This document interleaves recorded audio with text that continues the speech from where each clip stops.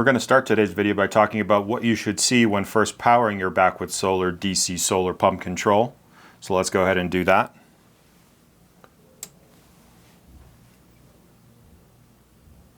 As you can see, when first powering, you'll get off and then voltage. We're going to go ahead and turn it off just to prevent the pump from spinning. You can see as soon as you apply solar voltage and the voltage climbs above the minimum, the controller will turn on and the pump will start spinning.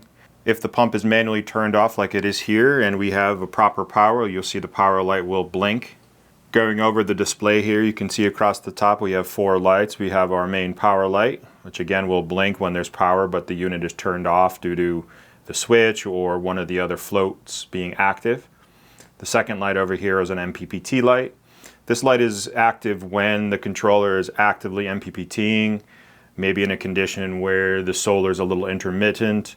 You will see the MPPT light come on. That usually indicates that the pump is not running at full speed. It's trying to accommodate for changes in solar. Generally, when you're running from battery or you're running at full output, full solar, you won't have the MPPT light on. Over here to the right, you have a low well or a low water light, which is triggered by the well float here, and then a tank level alarm here, usually a high tank level. It can be used for other signals as well. Using here the switch button, we can scroll between the various data points on the screen here. So RPM, amperage, wattage, and then here back to voltage. Using the up and down arrows, we can set the max RPM. So you can see here max RPM, hitting the down arrow is 4,000. I can scroll between 4,000, 36, 3,000, 24, and 1,800 RPM, and then also down to 1,000. If I leave it on the screen, any one of these screens, it'll eventually will lock on, and now is set to 1,000, or you can go ahead and hit the set button, which will also set the RPM. If you do change the RPM when the pump is running, you can do that, but just be aware after you change the RPM down or up, it does take several seconds for the pump controller and pump to respond. So be sure to wait 30 seconds for the pump and controller to respond to the changes in RPM. All right, now let's talk about the float switch inputs that this pump controller has. You can see down below here that I did simulate 3 pump floats. These are lined up in the same order that they're lined up inside of the control.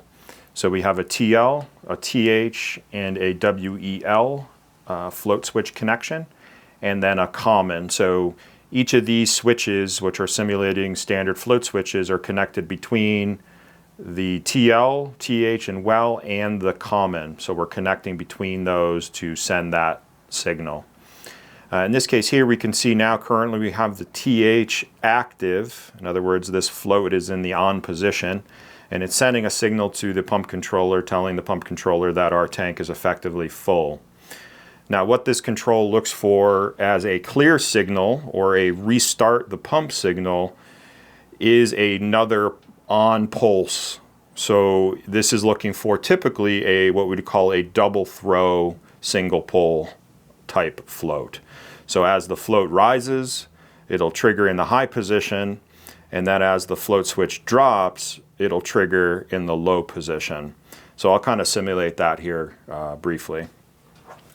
So you can see as we have now, we come up, the float switch triggers, so we're in the up position, the on position.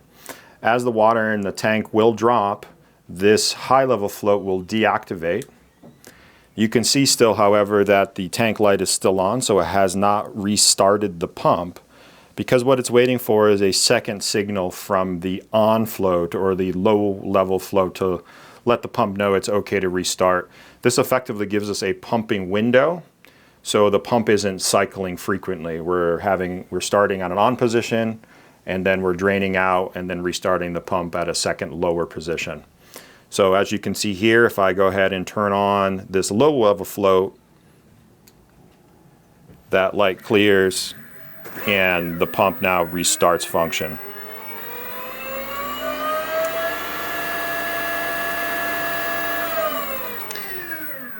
So I do want to talk, if you do want to run a single float, a single high water float, one of the things you can do that we recommend is to run a permanent jumper wire between the TL and the common terminal. That essentially simulates that this float is always in the on position. If you do that, so there's a permanent wire between C and TL, then the controller is only controlled by the high water float switch. As you see now, the float is on, water drops, float turns off, pump restarts, water rises, pump shuts off, water drops, pump turns back on.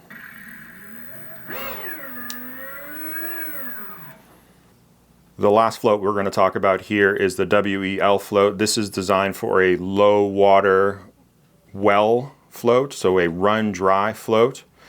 This is particularly important if you're using one of our DC helical pumps.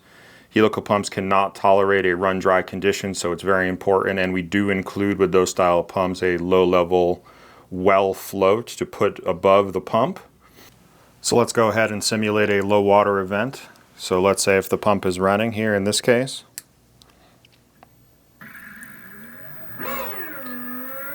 Water in our well drops.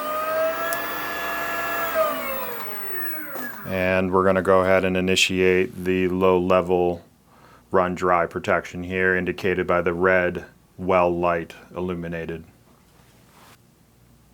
The last connection type I want to talk about relative to this pump controller is utilizing a pressure switch as a signal to turn this control and pump on and off.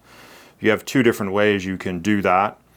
Because this pump control is looking for what is essentially reverse logic from a normal pressure switch, in other words, an open condition is a pump condition and a closed condition is a stop, you would need to utilize either an off-the-shelf reverse logic mechanical pressure switch, or you would need to flip the logic of the pressure switch using a relay between the pressure switch and your float switch input.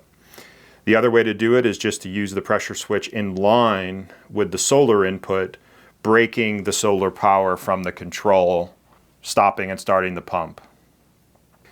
This is very similar to a traditional pump in the way you would use a pressure switch, where the pressure switch is in line with the power connection, where the mechanical pressure switch, based on the pressure of the tank, will make and break the grid or AC power connection to the pump.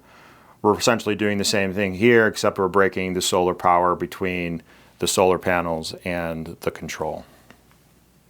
Backwoods Solar is America's oldest and most trusted solar retailer with nearly 50 years of experience. Head over to our website, backwoodssolar.com, to get a free copy of our planning guide. While you're there, check out our Learning Center with articles on setup, sizing, tax credits, and so much more helpful information, especially if you're just getting started with solar. There are also links provided in the description.